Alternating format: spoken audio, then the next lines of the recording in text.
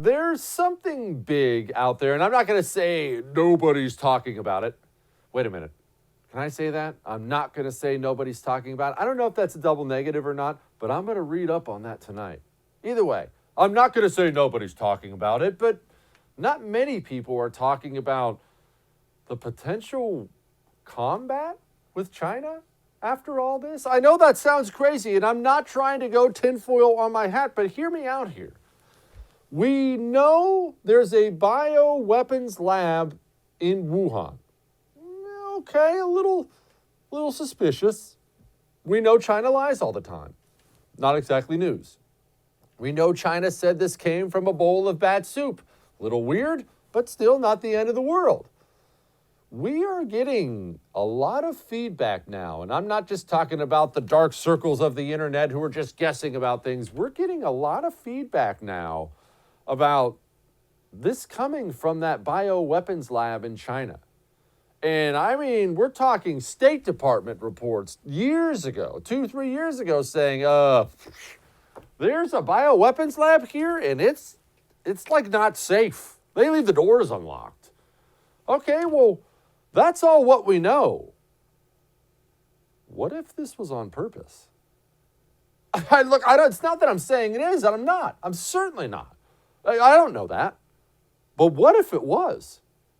We have to at least consider that possibility, right? China is our mortal enemy. They have a bioweapons lab. We now have something from that area of the bioweapons lab that's killed 23,000 Americans and has shaved off, trillions off the U.S. economy. That's an act of war. I don't like saying that as much as you do. And look, it's not like a war with China I view as even something that's an option. War is a horrendous thing. I would never, ever, ever push for that. Look, I'm a bit of a non-interventionist anymore in my old age. But if they did it on purpose, that's an act of war. I don't know another way to put it. Where we go from there, if that turns out to be the case, I don't know. But that's not good. President Trump says he's at least looking into the Wuhan lab thing.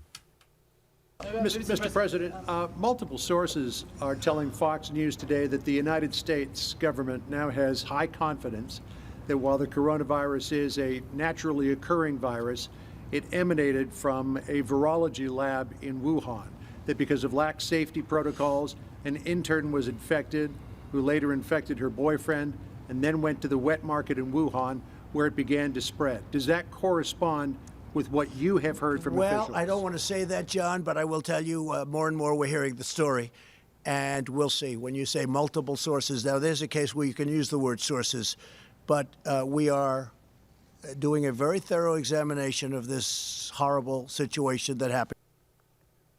By the way, we don't do this very often on the show. And I don't know the man. He may be a saint. He may be a scumbag. But how about a little praise for Mr. John Roberts right there? You see that, media? Is everyone else paying attention? You have the president in front of you every single day. The American people want information. There's a man who actually asked a question, not some politically loaded hack question. He actually asked a question aimed at getting you more information from the President of the United States. So again, I don't know the guy. I don't even know what network he works for. But good for you, John Roberts. That was an outstanding question. So anyway, President's looking into it.